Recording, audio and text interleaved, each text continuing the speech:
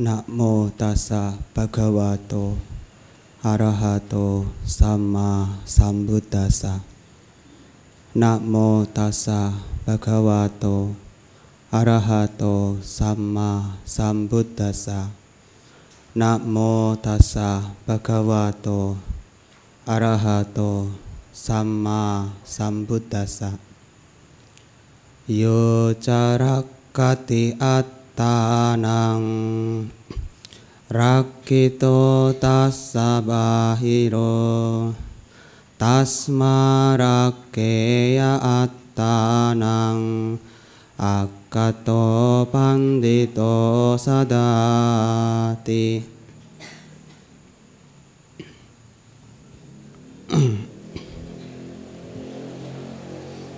Yang luhur samanera, yang saya hormati Romo Ramani Pandita, Bapak Ibu, saudara-saudari hadirin sekalian yang berbahagia. Selamat malam, terpujilah Sang Buddha. Namo Buddhaya. Namo Buddhaya.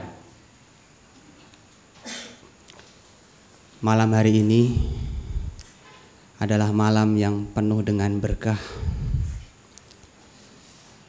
Ada kebaikan yang menghiasi malam hari ini. Ada karma baik yang membuat kita semua bersama-sama bisa hadir di tempat ini untuk bersama-sama memperkokoh keyakinan kita pada Tiratana, melakukan puja bakti bersama untuk memperingati peringatan Tri Suci Waisak. Bapak Ibu, saudara-saudari yang berbahagia, kita ini adalah orang-orang yang beruntung. Karena apa?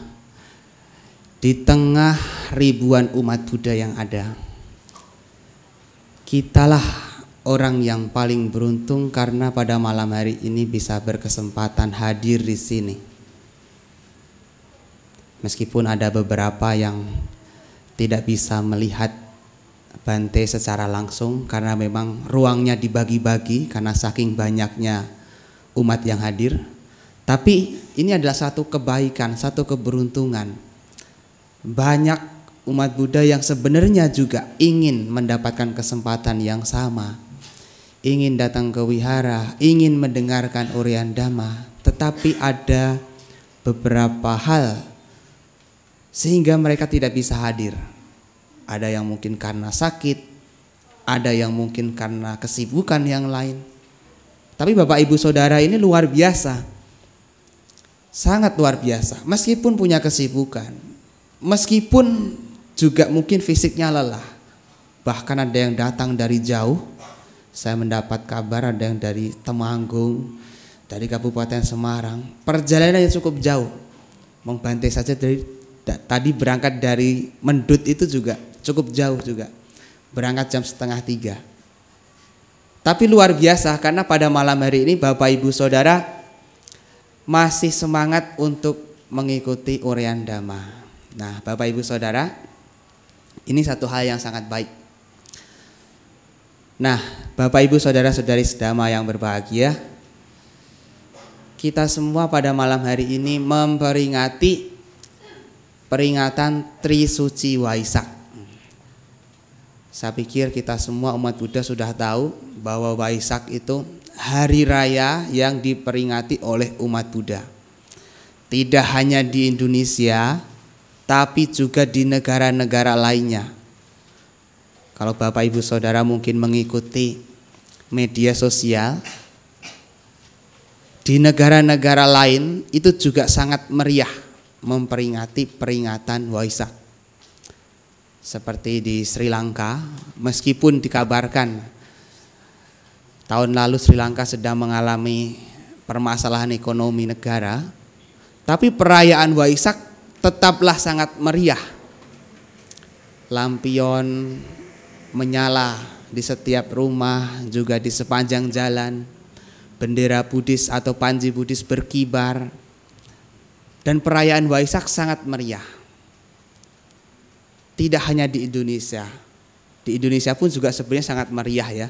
Kemarin di Balai Kota Solo juga sudah sangat meriah sekali. Di tempat-tempat yang lainnya pun juga sama. Sampai sekarang kegiatan Waisak masih berlangsung, belum ada habisnya.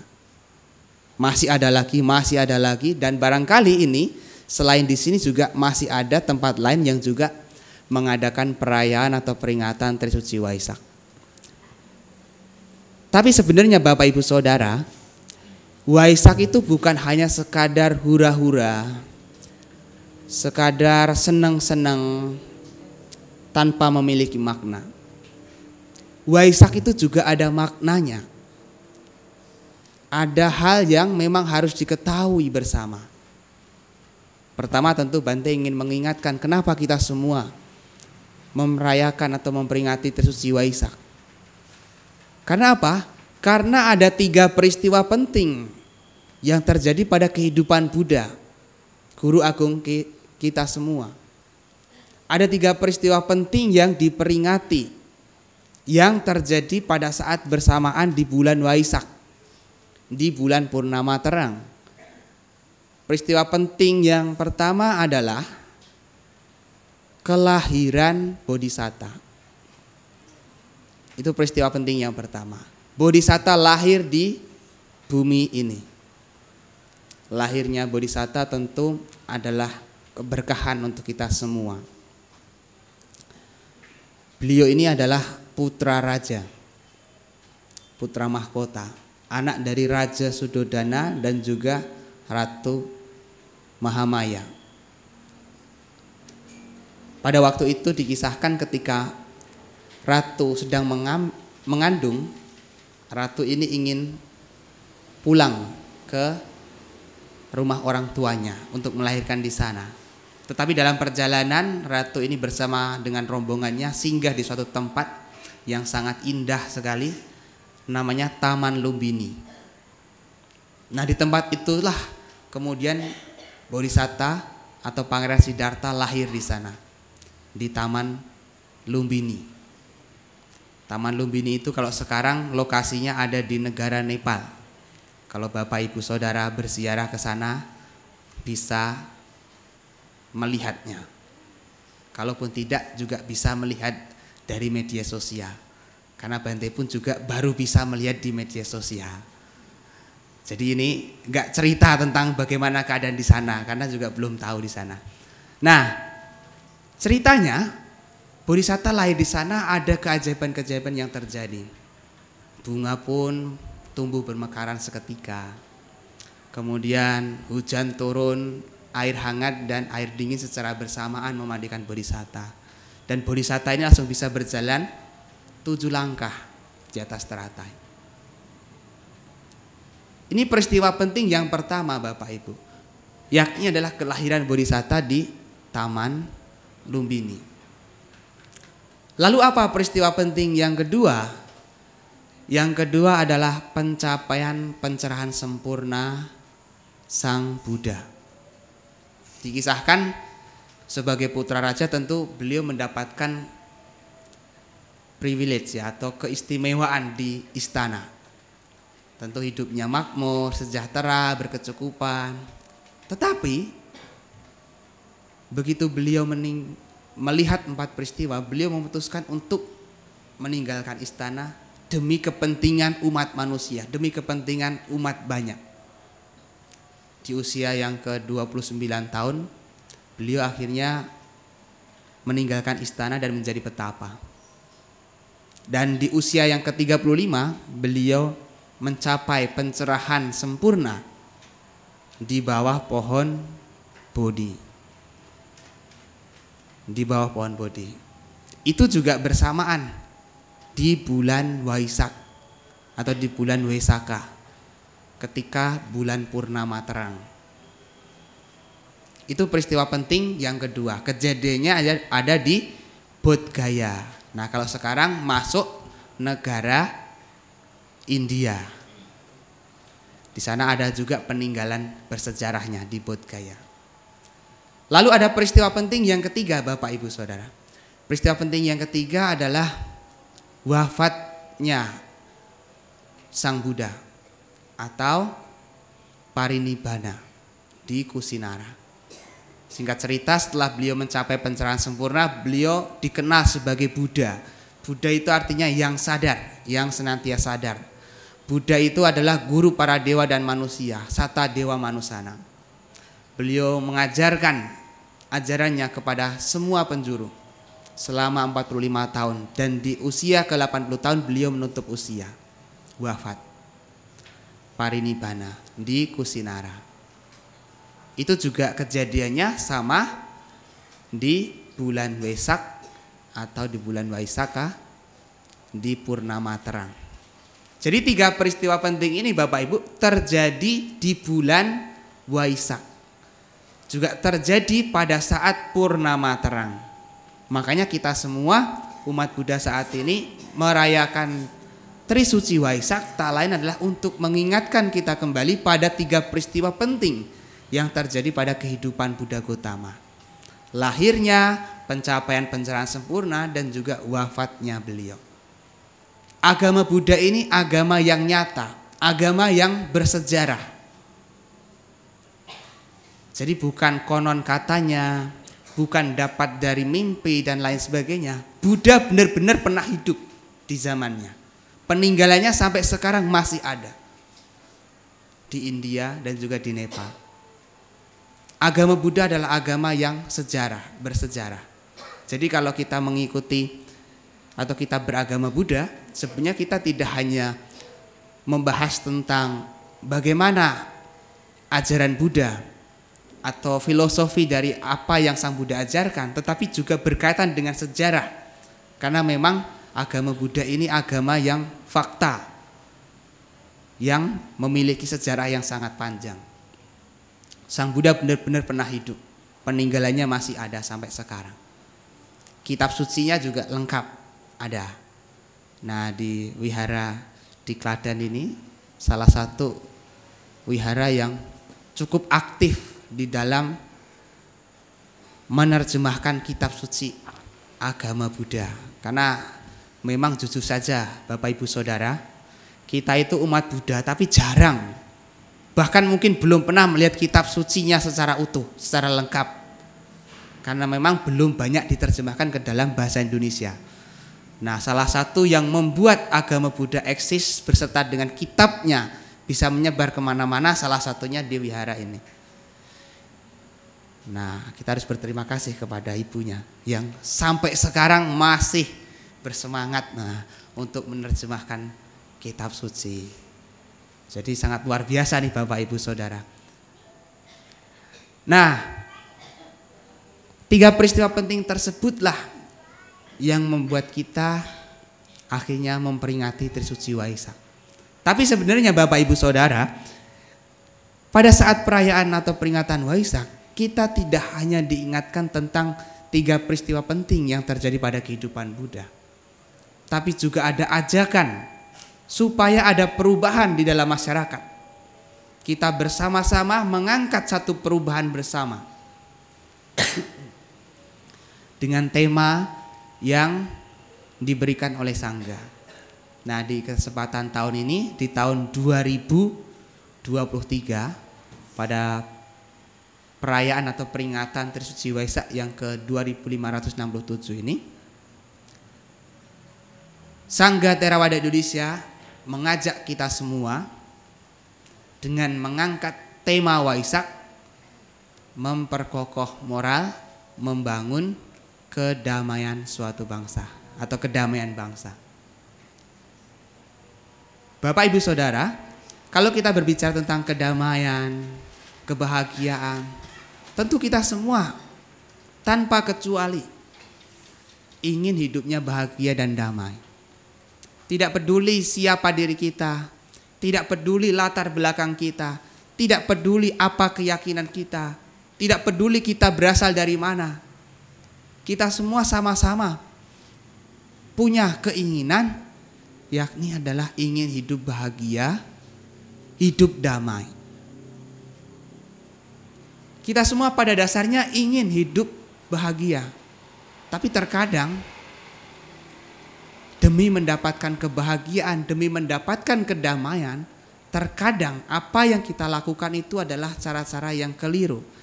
Sehingga bukannya mendapatkan kebahagiaan dan kedamaian, seringkali kita harus bertemu dengan duka, penderitaan, permusuhan, perselisihan. Padahal niatnya sama, ingin hidup bahagia, tetapi cara yang ditempuh adalah cara yang salah, sehingga bukannya perdamaian, bukannya kebahagiaan, tapi yang sebaliknya. Di tengah-tengah masyarakat yang sekarang ini krisis moral, Sangga Theravada Indonesia mengajak kita semua untuk memperkokoh moral. Meskipun zaman sekarang teknologi sudah semakin canggih dan pendidikan juga orang-orang sudah semakin tinggi, segala bentuk kemudahan ada di mana-mana, tapi kejahatan juga meningkat. Teknologi semakin canggih, kecanggihan teknologi juga bisa digunakan untuk kejahatan. Pendidikan orang-orang semakin tinggi, tapi orang-orang yang berpendidikan juga yang semakin banyak membuat kekacauan di masyarakat. Maka dari itu kita semua sebenarnya punya tanggung jawab moral untuk memperkokoh moral kita masing-masing.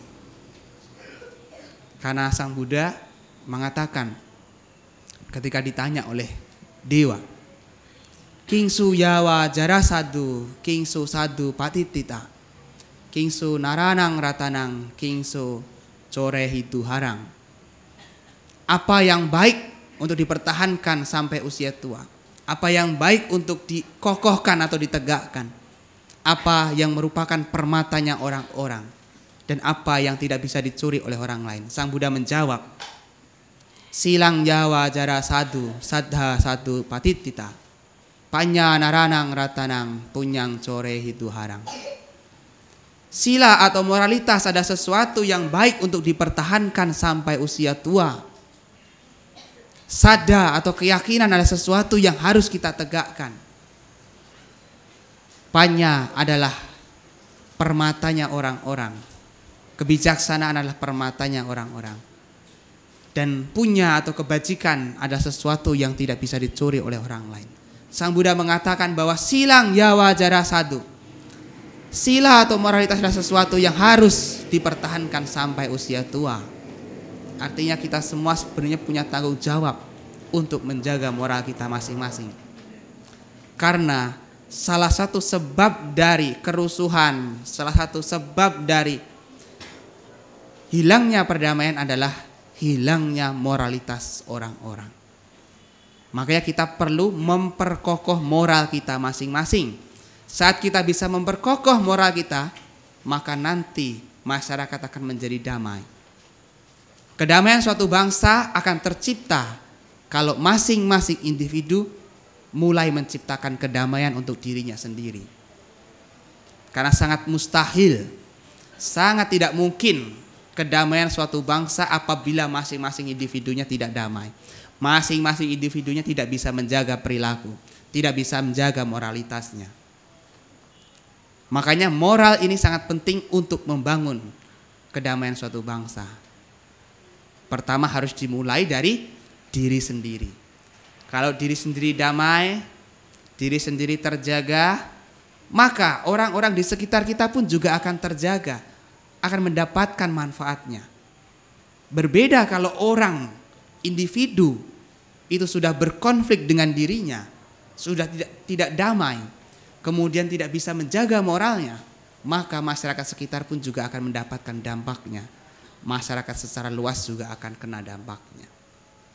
Makanya perdamaian suatu bangsa akan tercipta kalau masing-masing individu memulai untuk menciptakan kedamaian untuk dirinya sendiri, juga memperkokoh moral. Kenapa memperkokoh moral ini harus diawali dari diri sendiri? Karena Bapak Ibu Saudara, kita tidak bisa mengatur yang lainnya.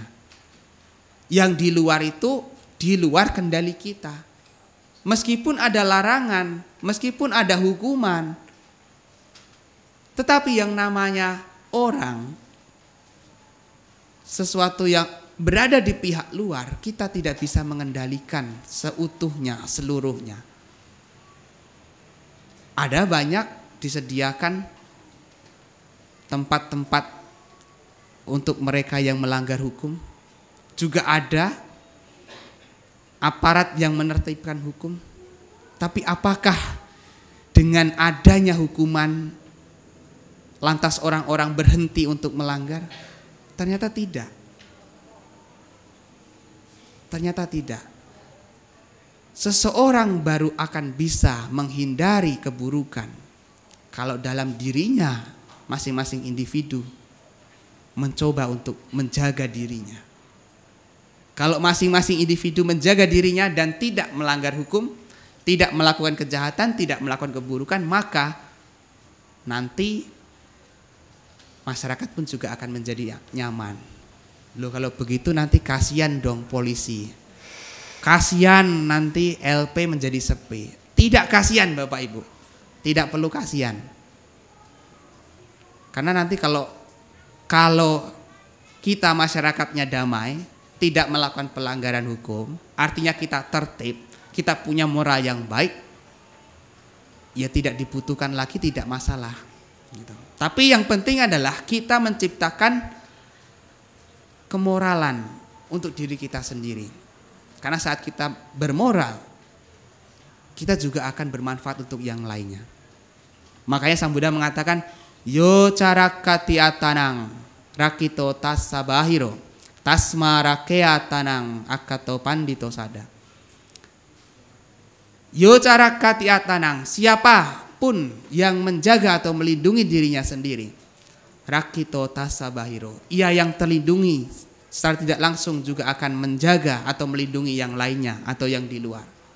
Tasma rakea tanang, oleh karena itu seseorang hendaknya menjaga dirinya, akato pandito sada. Orang yang bijaksana senantiasa tidak akan bisa menyakiti yang lainnya.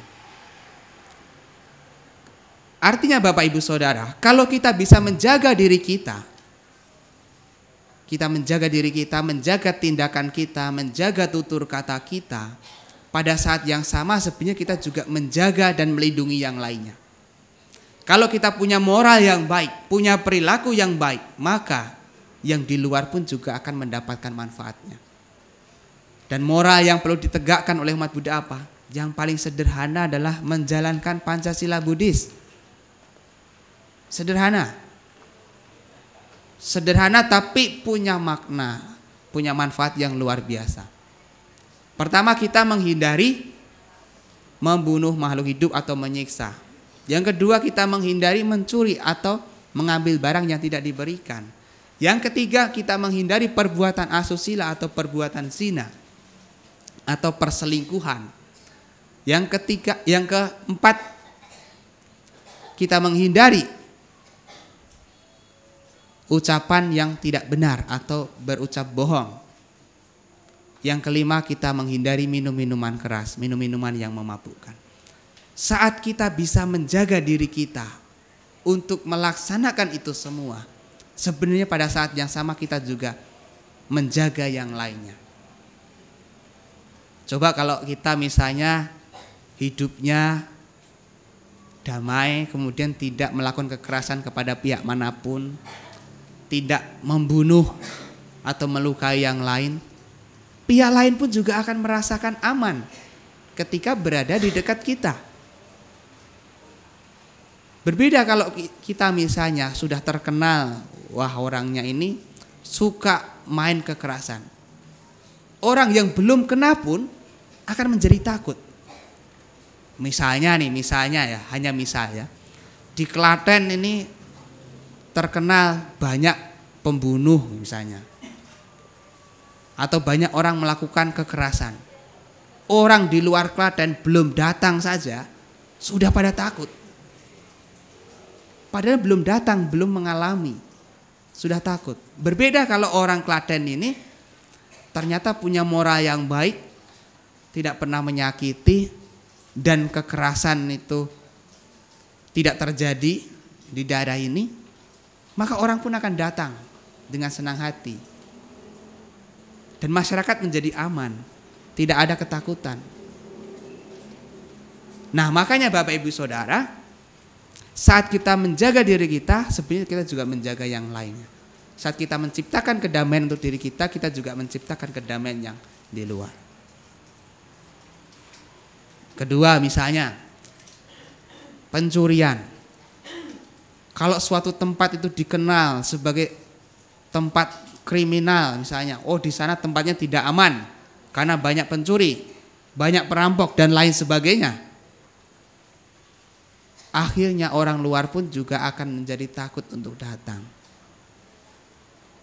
Tapi kalau masing-masing individu ini punya moral yang baik, masing-masing individu menghindari pencurian, maka secara kolektif masyarakat juga menjadi damai, tentram, aman. Dan orang yang di luar pun juga akan senang untuk datang. Nah, begitu Bapak Ibu Saudara. Sebenarnya kalau kita bisa melindungi atau menjaga diri kita dengan memperkokoh moral kita, pada saat yang sama kita juga melindungi dan menjaga yang di luar. Demikian juga dengan sila-sila yang lainnya. Sila perbuatan asusila itu semestinya dihindari. Juga menghindari ucapan bohong, menghindari minum-minuman keras. Kalau kita bisa menjaga itu, maka kedamaian diri kita juga tercipta, yang di luar pun juga akan mendapatkan manfaatnya. Nah, Ibu Bapak Saudara-saudari yang berbahagia, pada intinya perayaan Waisak ini tidak hanya sekadar hura-hura, tetapi juga ada makna spiritual.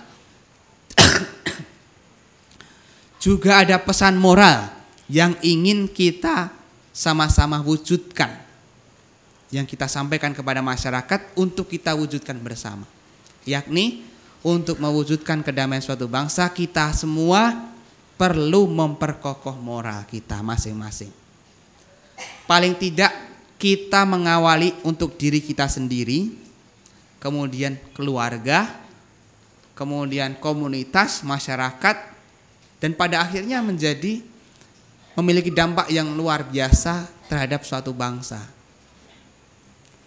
Kedamaian akan menjadi sesuatu yang nyata, bukan hanya sekadar slogan.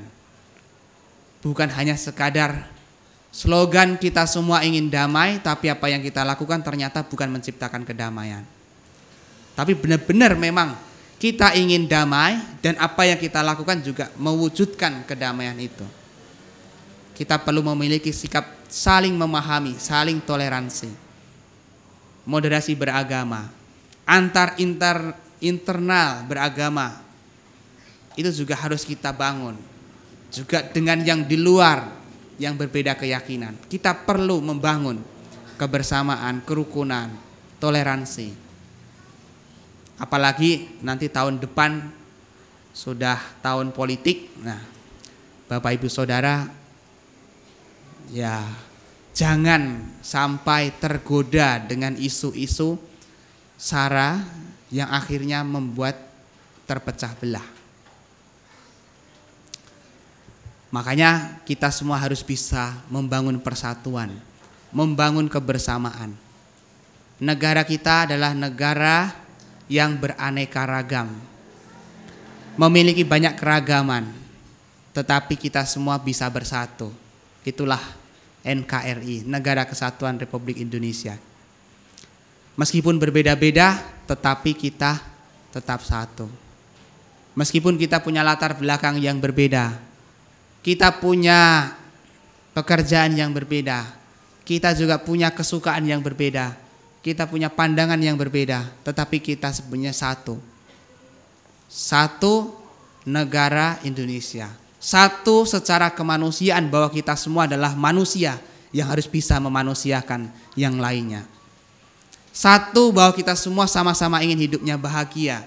Maka kita semestinya juga mewujudkan kebahagiaan, bukan hanya untuk diri kita, tapi juga untuk yang lainnya, supaya sama-sama bisa hidup bahagia.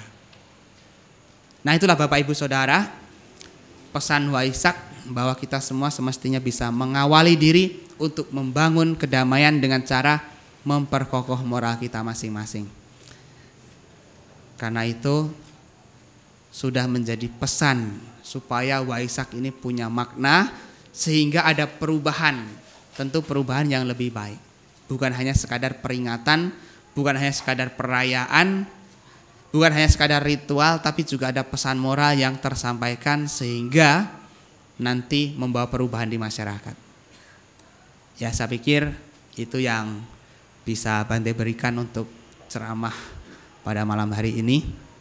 Semoga ini membawa manfaat, selain menambah pengetahuan juga menjadikan diri kita menjadi bersemangat lagi di dalam memperkokoh moral kita, juga memperkokoh keyakinan kita sebagai umat Buddha. Selamat merayakan Trisuci Waisak yang ke 2567 Buddhist Era di tahun 2023. Semoga berkah Waisak senantiasa melimpah kepada kita semua. Tiratana Buddha, Dhamma dan Sangha melindungi kita semua. Semoga yang saat ini sedang dirudung masalah dapat segera terbebas dari permasalahannya. Semoga yang saat ini sedang memiliki penyakit dapat segera terbebas dari penyakitnya. Semoga bangsa kita menjadi bangsa yang adil, makmur, sejahtera, dan aman. Semoga kita semua senantiasa hidup bahagia. Akhir kata, Sabe Sata Bhavantu Sukhitata.